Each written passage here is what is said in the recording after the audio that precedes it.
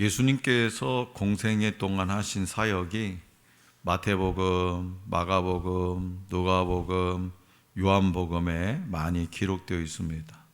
이것을 분류하면 좀 세분화해서 분류하면 회당에 다니시며 가르치셨고 천국 복음을 전파하셨습니다. 그리고 이적과 표적을 행하시며 귀신을 내어 쫓고 병든 자와 약한 자를 치유하셨습니다. 이것을 예수 그리스도의 공생의 3대 사역이라 이렇게 합니다. 영어로는요, teaching, preaching, healing입니다. 특별히 사람들을 가르치셨을 때 교육이란 측면에서 보자면 여러 가지 비유를 통해서 천국, 즉 하나님 나라에 대해서 흥미를 불러일으키시고 그것을 설명해 주시는 방법을 사용하셨습니다. 누룩과 밭에 감추인 보화, 그리고 겨자씨 등의 비유에서 천국의 특징을 효과적으로 가르치셨습니다. 그래서 성경을 읽는 우리는 복음서에 등장하는 비유를 보고 천국이 어떤 곳인지 재미있게 배우고 이해할 수 있습니다. 그런데 주님의 이러한 가르침 중에서도 가장 큰 감동과 감격과 감사로 우리를 인도하는 내용이 있어요. 그것은 뭐냐? 바로 세례와 성찬입니다. 이 세례와 성찬을 통해서 우리는 복음의 가장 깊은 핵심을 떠올리면서 감사와 찬송을 주님께 드리는 거죠. 복음의 가장 깊은 핵심이 뭐다? 세례와 성찬이에요. 세례와 성찬을 다시 더 구체적으로 말씀드리면 세례와 성찬에 대해서 우리가 제대로 알지 못하면 복음의 깊이를 모른다는 얘기예요. 역으로 얘기합니다. 지난주에는요, 믿음이 어디에서 오는가에 대해서 배웠습니다. 믿음은 성령님에게서 오는데 특별히 그것이 거룩한 복음의 강설과 성례를 통해 주어진다는 것을 배웠습니다. 여기서 우리는 믿음이 들음에서, 들음은 하나님의 말씀에서 온다는 성경적 진리를 기억해야 되는 거죠. 그래서 지난주에 공부한 것을 한번 복습해 보도록 하겠습니다. 우리는 원체 똑똑하신 분들만 다 이 자리에 오셨기 때문에 고개를 돌리시네요. 안 똑똑하다고 본인이 겸손한 거죠. 네, 자, 거룩한 복음의 강설, 거룩한 복음의 강설, 그리고 성례가 무엇이라고 했습니까? 말씀이라겠죠. 말씀, 강설, 이게 말씀이잖아요. 복음의 강설. 그런데 이 두 가지의 차이가 뭐냐? 먼저 목사님의 설교로 표현되는 거룩한 복음의 강설은 들리는 말씀으로 우리에게 주어진다는 거예요. 거룩한 복음의 강설은, 목사님의 설교로 표현되는 거룩한 복음의 강설은 들리는 말씀이에요. 그리고 성례는 보이는 말씀이라고 했어요. 다 같이 말씀인데 들리는 말씀과 보이는 말씀, 이 두 가지로 나눈다고 그랬어요. 설교는 우리에게 믿음을 일으키고 믿음을 불러일으키고요. 설교를 들으면 설교를 듣지 않으면 어떻게 될까요? 믿음이 불러일으키지 없어요. 믿음은 들음에서 나는 건데, 그래서 우리에게 믿음을 일으키고 성례는 그 믿음을 굳세게 하는 역할을 한다는 점이 설교와 성례의 차이점입니다. 다시 말해서 보이는 말씀이라는 것은 설교를 통해 주어진 말씀을 확증하는 역할을 한다는 거죠. 보이는 말씀, 성례는 설교를 통해서 들리는 말씀을 확실하게 믿게 하는 역할을 하는 것이 뭐다? 성례라는 거예요. 보이는 말씀. 지금까지 여러분들이 성례식에 어떤 마음으로 참석했는지를 깊이 한번 생각해 봐야 될 필요성이 있는 거죠. 마치 우리가 시청각 자료를 이용해서 수업을 진행하는 것과 같은 원리라고 할 겁니다. 그래서 본문 말씀은 우리 주님께서 제정하신 성례인 세례에 관해서 가르쳐주고 있어요. 성례의 종류에는 어떤 것들이 있습니까? 지난 시간에 나누었던 하이델베르크 요리문답 68문이 가르쳐 주죠. 그것을 68문은 다음과 같이 말하고 있습니다. 제68문, 그리스도께서 신약에서 제정하신 성례는 몇 가지입니까? 답, 거룩한 세례와 성찬 두 가지입니다. 천주교에서는 성례가 몇 가지라고 그랬어요? 7가지. 그렇죠. 그래서 세례, 성례, 견진성사, 세례성사, 견진성사, 고해성사, 성체성사, 병자성사, 성품성사, 혼인성사, 이 7가지를 칠성례 또는 칠성사라고 합니다. 그러나 성경은 예수님께서 직접 제정하신 성례인 세례와 성찬 외에 그 어떤 의식도 성례로 제시되고 있지 않습니다. 따라서 우리는 세례와 성만찬이 주님께서 직접 제정하신 참 성례임을 기억해야 됩니다. 본문 말씀은 이 두 성례 중 하나인 세례에 관해 다루면서 그것이 가지는 기능과 의미가 무엇인지 우리에게 정확하게 가르쳐주고 있습니다. 자, 세례는 우리의 신앙생활에 어떤 역할을 하냐 이거예요. 우리의 신앙생활, 세례가 다 세례 받으셨잖아요. 유아세례든 뭐든 받았어요. 첫째, 세례는 그리스도께서 우리를 구원하신다는 표로 주어졌습니다. 예수 그리스도께서 나를 구원해 주셨다라고 하는 표로 주신 거예요. 세례라는 가시적인 눈에 보이는 의식 자체가 우리에게 구원을 가져다 주는 것은 아닙니다. 세례를 받으면 구원을 받고 세례를 받지 않았다고 해서 구원을 받지 못하는 것은 아닙니다. 다만 그것이 주님께서 우리를 구원하신다는 약속에 대한 표시로, 약속에 대한 증거 표시로, 증거물로 주어졌다는 거예요. 우리가 학교에서 수업할 때 말로만 하는 것보다 컴퓨터나 영상 장비를 활용해서 수업을 진행할 때 학생들이 더 흥미롭고 더 잘 배울 수 있습니다. 이와 마찬가지로 주님께서 오늘 저와 여러분들을 구원하신 것이 마치 우리가 몸을 씻을 때 더러운 것이 씻겨 내려가는 것처럼 확실하다는 사실을 보여주는 표로 세례라는 외적 의식을 주셨다 이 말이에요. 표는요 실체가 아닙니다. 표는요 본질이 아니라 실체가 아니에요. 실체를 바라보도록, 실체를 바라볼 수 있도록, 본질을 바라볼 수 있도록 하는 참고서의 역할을 하는 거예요.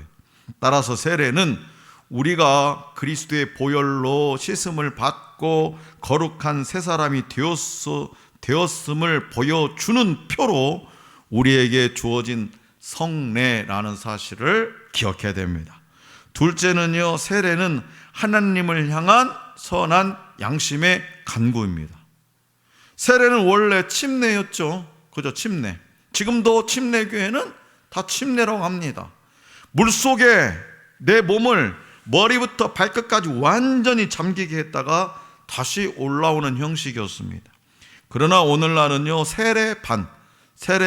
물을 받아놓은 이 반에, 그릇에 담긴 물을 목사님이 손에 딱 묻혀서 세례를 받는 이의 머리에 성부와 성자와 성령의 이름으로 내가 세례를 주노라, 이렇게 안수함으로써 거행하는 거죠.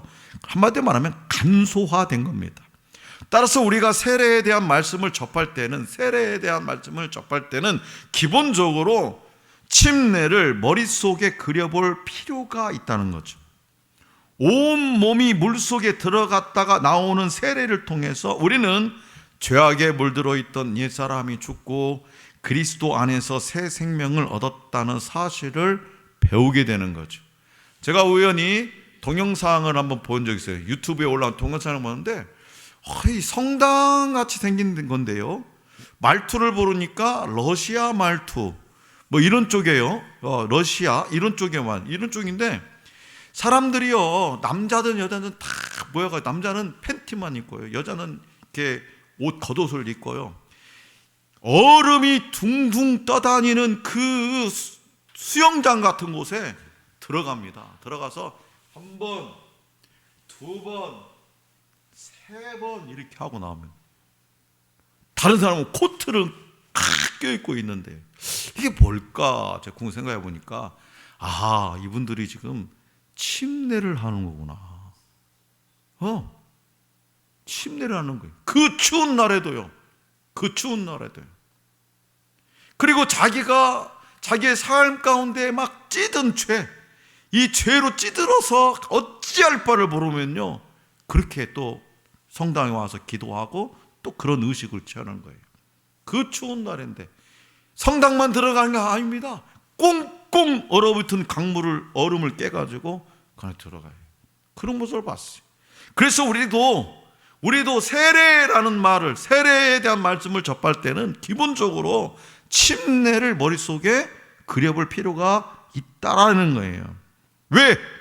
온몸이 물속에 들어갔다 나오는 세례를 통해서 우리는 죄악에 물들어 있던 옛사람이 죽고 그리스도 안에서 새 생명을 얻었다는 사실을 배우게 되기 때문이죠.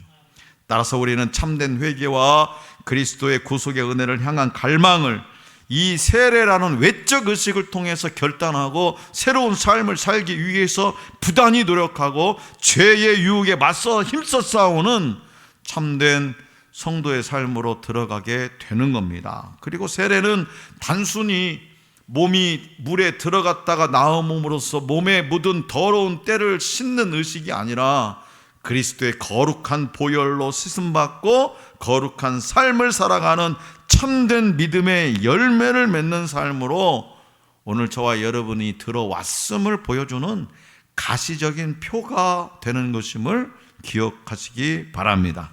자, 그렇다면 그리스도께서 제정하신 두 성례 중 하나인 세례에 대해서 하이델베르크 요리문답은 어떻게 설명하고 있는지 함께 살펴보겠습니다. 69문답을 함께 읽어봅니다. 제69문, 그리스도께서 십자가 위에서 이루신 단번의 제사가 당신에게 유익이 됨을 거룩한 세례에서 어떻게 깨닫고 확신합니까? 그리스도께서 물로 씻는 이 외적 의식을 제정하시고 그의 피와 성신으로 나의 영혼에 더러운 것 곧 나의 모든 죄가 씻겨짐을 약속하셨습니다. 이것은 물로 씻어 몸에 더러운 것을 없애는 것처럼 확실합니다. 아멘. 자, 앞서 말씀드린 대로 거룩한 복음의 강설, 즉 설교는 들리는 말씀으로서 그리스도께서 십자가 위에서 이루신 단번의 제사에 관해 우리에게 가르쳐 주므로 오늘 저와 여러분 안에 믿음을 불러일으키는 역할을 한다는 거죠. 다시 말해서 주님께서 십자가에 못 박혀 죽으시고 사흘 만에 부활하신 이 모든 일이 바로 저와 여러분들을 위해서 하신 일이라는 사실을 복음을 통해서 배우고 성령님의 도우심으로 믿게 되었다는 거예요. 성령님의 도우심이 없었으면 우리가 믿지를 못하는 거예요. 지금도요, 교회 안 나오는 사람 중에 이 사실을 알고 있는 사람들이 있어요. 근데 사실은 아는데 이해가 가는데 믿지를 못하는 사람. 왜 그래요? 성령의 도움을 못 받았기 때문에. 그래서 교회 안 오잖아요. 이러한 믿음을 강화시켜주는 것이 뭐냐? 바로 세례라는 거죠. 강화가 무슨 뜻이냐? 강의하듯이 쉽게 풀어서 하는 이야기. 이게 강화인데요. 세례가 지금 이 복음에 관한 것을 싹 풀어서 이야기하듯이 강의하듯이 우리에게 눈으로 들리는 것을 보이게끔 해준다는 거예요. 자, 그렇다면 어떻게 세례가 그러한 믿음을 강화시켜 줄까요? 본 문답이 말하는 대로 그리스도의 피와 성령으로 우리의 모든 죄가 씻겨진다는 사실을 물로 씻는 외적 의식인 세례를 통해 가르치시고 확증하신다는 겁니다. 따라서 우리 자신이 세례를 받거나 또 우리 교회의 말씀으로 잘 양육받은 어떤 형제가, 지체가, 자매가 세례를 받는 장면을 우리가 지켜볼 때, 아, 내가 세례를 받는가 보다, 또는 아, 누가 세례를 받는구나 하고 구경꾼이 되어서는 안 된다는 거예요. 구경꾼이. 이 물이 우리 몸에 더러운 것들을 씻어내듯이 우리 주님께서 당신의 보혈로 우리를 깨끗하게, 나를 깨끗하게 깨끗하게 씻겨주셨구나. 내가 물에 잠기는 순간 죄악된 내 옛사람이 그리스도의 죽으심과 합하여 죽고, 내가 물에서 나오는 순간 그리스도의 부활과 합하여 다시 살아나 새 사람이 되었구나 라고 적극적으로 감격하고 감사해야 되는 거죠. 생각해보면 제가 세례받을 때 저는 많이 울었던 것 같아요. 지나고 보면, 뒤돌아보면 내 죄가 진짜 어마무시한데, 그 죄를 주님의 이 보혈의 피로 나를 깨끗하게 씻겨주시다니, 그거에 감격해가지고, 저는 감성이 좀 풍부한 편이잖아요. 그래서 많이 울었던 것 같아요. 그 울면 이제 부모님들이 이렇게 딱 찾아와가지고 꽃다발도 카네이션도 주고 그러는데, 우리 부모님 안 오시더라고요. 왜? 안 믿었기 때문에 그렇죠.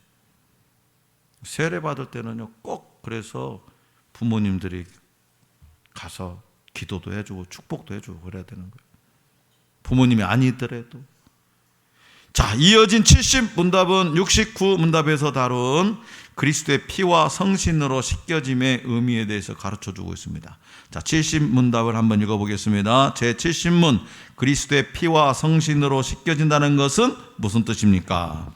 그리스도의 피로 씻겨짐은 십자가의 제사에서 우리를 위해 흘린 그리스도의 피로 말미암아 은혜로 우리가 하나님께 죄 사함 받았음을 뜻합니다.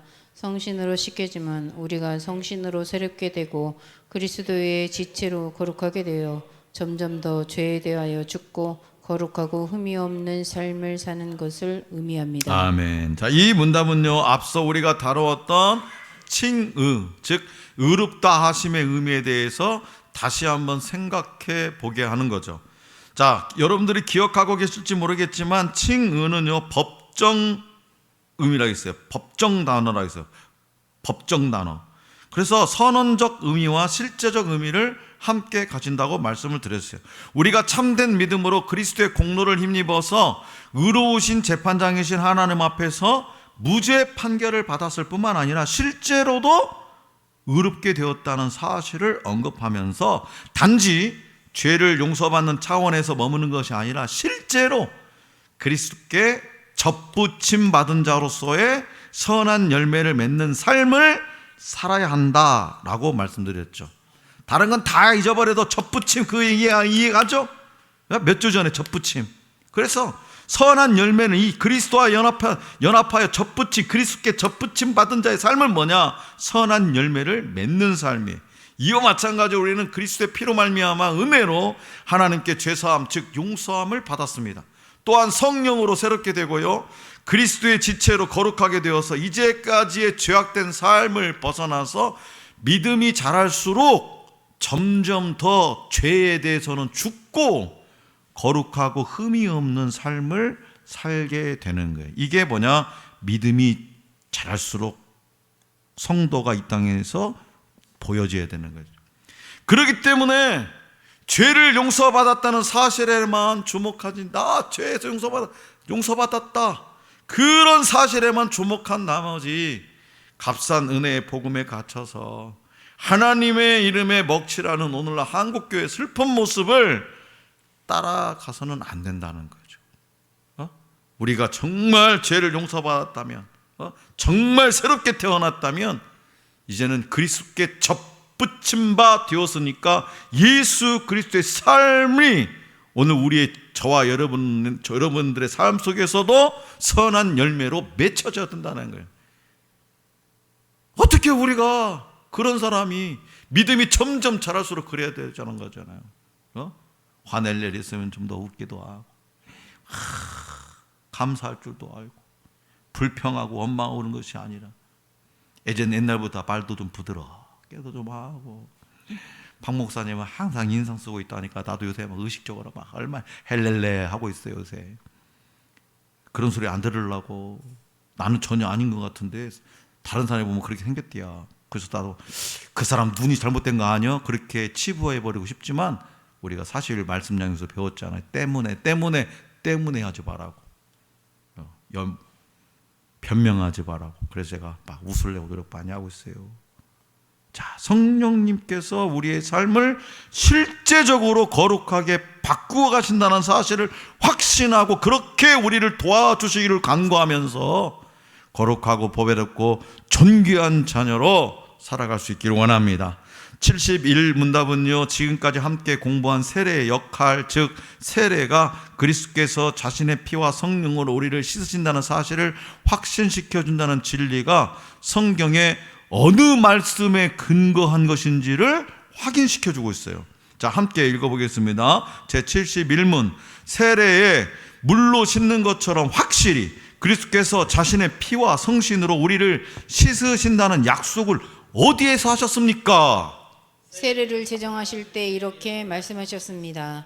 그러므로 너희는 가서 모든 민족을 제자로 삼아 아버지와 아들과 성령의 이름으로 세례를 베풀고 믿고 세례를 받는 사람은 구원을 얻을 것이요 믿지 않는 사람은 정죄를 받으리라. 이 약속은 성경이 세례를 중생의 씻음 혹은 죄를 씻음이라고 부른 데에서도 거듭 나타납니다. 네, 거듭 나타납니다. 이 말씀들이요, 이 전부 다 지금 뭐예요? 성경 말씀이라는 거예요. 성경 말씀. 계속 말씀드리지만 이 하이델베르크 요리문답이 작성될 당시 종교개혁이 한창이었던 시대라고 했습니다. 따라서 이 천주교와 종교개혁자들의 교리 논쟁이 가장 치열한 시대였습니다. 마틴 루터의 95개조 반박문으로 촉발된 이 종교개혁의 불씨 때문에 열리게 된 아우크스부르크 종교회의, 보름스 회의를 포함한 여러 종교회의에서 개혁자들과 천주교 측 신학자들 사이에 불꽃 튀는 이 신학 논쟁이 벌어졌어요. 특별히 우리의 선배들인 개혁자들, 우리가 지금 개혁교회잖아요. 프로테스탄트 개혁교회잖아요. 우리의 선배들인 개혁자들은 성경을 최고의 권위로 삼고 자신들의 주장을 뒷받침하는 근거를 제시하기 위해서 성경을 인용했고요, 자신들과 같이 성경을 최고의 권위로 삼았던 역대 교부들의 글을 인용함으로써 자신들의 주장에 힘을 더했습니다. 프랑스의 누아뇽에 있는 존 칼빈 생가에 가면 위제 알라드라는 화가가 칼빈 선생이 소천하기 2년 전인 1562년에 제작한 성경의 무게라는 판화가 걸려 있다고 합니다. 그 그림 오른편에는요, 칼빈 선생을 비롯한 개혁자들이, 신학 개혁자들이, 종교 개혁자들이 서 있어요.